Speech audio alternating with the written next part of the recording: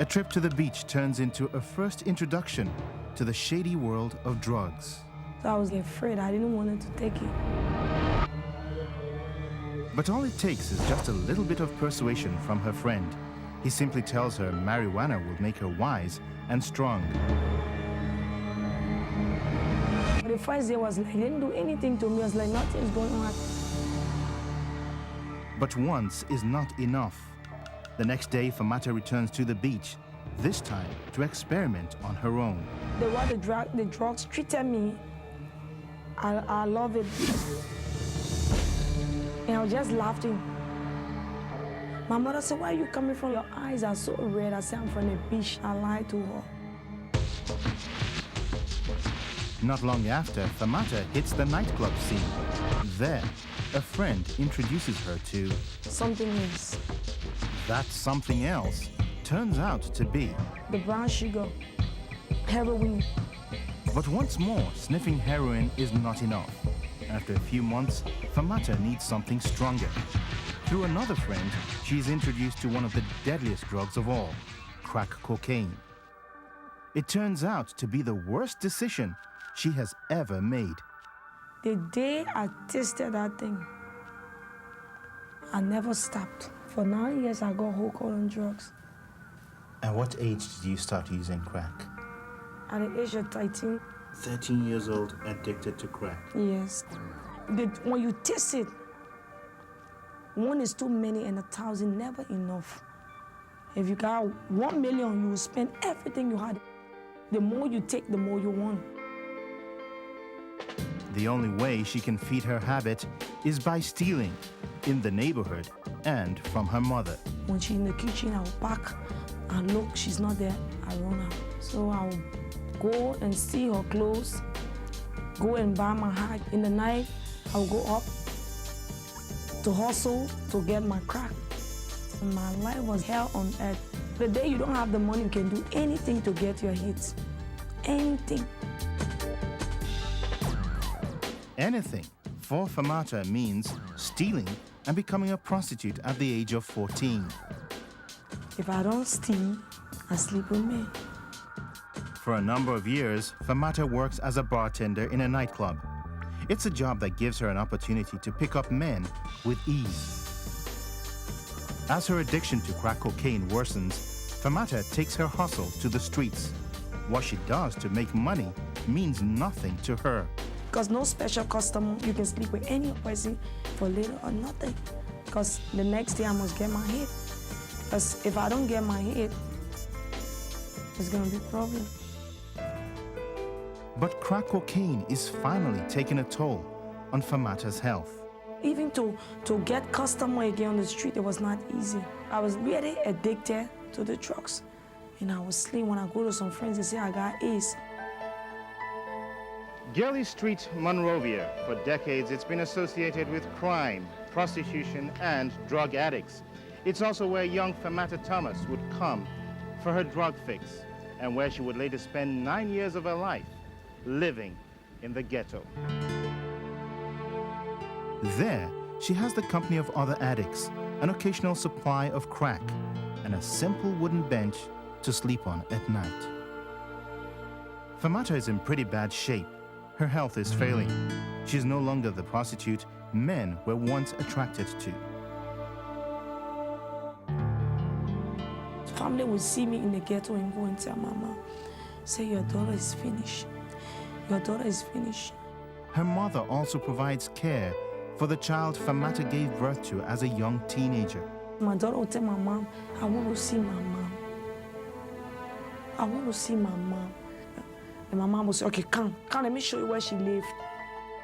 But most times, Famata is either too sick or drugged out to recognize her mother or daughter.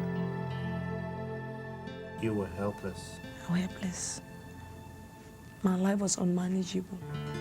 I would be in the room, high on the floor, and somebody would say, your daughter is here. Finally, her mother gives up hope, believing that Famata can never get off drugs or change her lifestyle. What will you do with the rest of your life? Supposing I ask you the question today. Quite often, a few pastors come into the ghetto. They preach the gospel, provide the drug addicts with clothes, and feed those who are hungry. One of those pastors is Francis Thomas. When I went into where Famata lived and smoked, it's a place where you can compare with where maybe animals are kept. The Lord shall be saved. You really must have the grace of God on your life to walk in a place like that. But the last person Famata and her friends really want to listen to is a pastor. They puff smoke on your face. Sometimes abuse you. Tell you don't have any other thing to do but to sit down here to talk to us. But I persisted. My dear sister, God loves you. I believe God has a plan for your life. I believe God can do something for you. All you need to do is to give your heart to the Lord. And I would still sometimes used to say, Jesus didn't die for me. I don't even know him. Why would he die for me? Famata is on a deadly collision course. Even her friends in the ghetto are worried about how badly she is deteriorating. Once during a visit with a friend who is a dealer, she is offered a piece of crack. Moments later, she realizes something is seriously wrong. At first I thought I was high, but it was like different. I was just vomiting green water was just coming out of me. I will never forget that day that God saved my life. I saw the life leaving from me. I was dying. So I told the dealer, I said, something is happening to me. And it was all saying like, she's high, man. Even though Famata is a Muslim, she remembers the words of a prayer she once heard in school. Now I lay down to sleep. I pray the Lord my soul to take. If I should die before I wake, I pray the Lord my soul to keep. I knew I was going to die. I said, Lord, help me. She lapses into a coma. The drug dealer is of no help. One of Famata's friends finally rushes off to get the only person she knows will care enough for a dying drug addict. She was extremely sick, very unkempt, clothes are dirty, smelly. She was laying sprawled up on the ground. She was gonna die. When she came to herself, she said, God, I'm about to give my life to you because I know this day I'm going to die. And I raised my hand to heaven. I will never forget that there was something strange that came upon me. And the pastor said, do you have a home? He said, can I take you home? I said, you can't take me home. I abandoned this home for 9 years. How would I go home? You can't take me home. The pastor said, if your mother and father forsake you, Jesus will take you. I said, but I don't even know this Jesus. How can Jesus take me? Pastor Francis picked Famata up and decided to take her back home to her family. But her mother is not ready to receive her with open arms once again. because the mother had actually told me previously that she has no hope in that girl, that I should take her to where she's coming from. And she don't want to see me, she don't want to see the girl. After much pleading, Famata's mother finally gives in. She's not sure, though, if this is for real. But it's the beginning of a major turning point and an end to 9 years of bondage. Famata still hangs out on Gurley Street, no longer as a drug addict in search of a fix, but as a minister of the gospel. Her old passion for crack cocaine and heroin has been transformed into a passion to reach out to others with the transforming message of the gospel.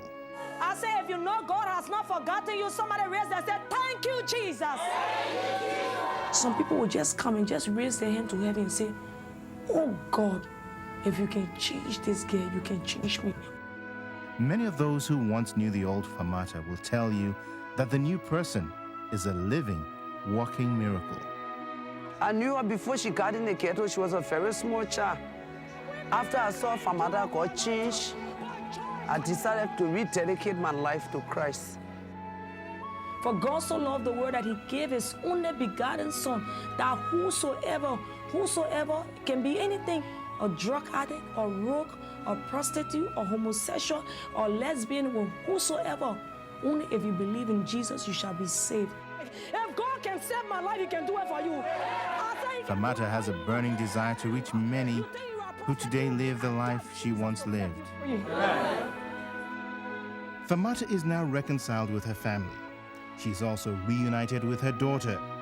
And yes, she is happily married to the man who shared the love of Christ with her in the ghetto, the same man who prayed for her when she was almost dying from a drug overdose. This is just God's divine and perfect will for my life. She's a trophy of grace. She's a trophy of grace. Together, Francis and Famata Thomas are committed to reaching Liberia's unreached and unwanted with the love of Jesus Christ.